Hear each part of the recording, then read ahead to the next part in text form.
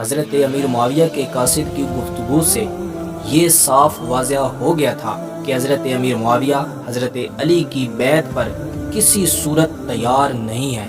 چنانچہ حضرت علی نے حضرت امیر معاویہ کو حکم عدولی کی سزا دینے کے لیے شام پر حملے کی تیاریاں شروع کر دی، اور یہ پہلا موقع تھا جب ایسے حالات پیدا ہو گئے تھے کہ مسلمانوں کی تلواریں آپس میں بے نیام ہونے لگی تھیں۔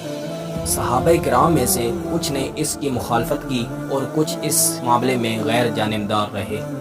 حضرت سعد بن ابی وقاص نے حضرت علی سے کہا، اگر اس جنگ میں آپ میری شرکت چاہتے ہیں تو ایسی تلوار عنایت فرمائیے جو کافر اور مسلم میں فرق کرے۔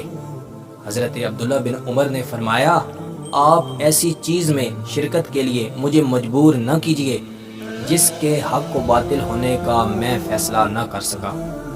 حضرت محمد بن مسلمہ رضی اللہ تعالیٰ عنہ نے فرمایا کہ رسول اللہ صلی اللہ علیہ وآلہ وسلم نے مجھے حکم دیا تھا کہ میں اپنی تلوار کو مشرکوں کے مقابلے میں استعمال کروں، اور جب مسلمانوں سے لڑنے کا وقت آئے تو اسے کوئی عود کے پتھر سے توڑ دوں۔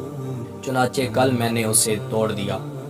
حضرت اسامہ بن زید نے فرمایا، مجھے اس میں شرکت سے معاف رکھا جائے، میں نے عہد کیا ہے کہ کلمہ شہادت پڑھنے والوں سے جنگ نہ کروں گا۔ حضرت طلحہ اور حضرت زبیر حضرت علی سے اجازت لے کر مکہ چلے گئے، اور بیشتر صحابہ کرام نے اس جنگ میں شرکت سے کنارہ کشی اختیار کی۔ حضرت طلحہ اور حضرت زبیر حضرت عائشہ صدیقہ رضی اللہ تعالی عنہا کی معیت میں مکہ سے بصرہ پہنچ گئے، اور انہوں نے بہت سارا لشکر اپنے ارد گرد جمع کر دیا تاکہ متحد ہو کر ان سے خون عثمان غنی رضی اللہ تعالیٰ عنہ کا بدلہ لیا جائے۔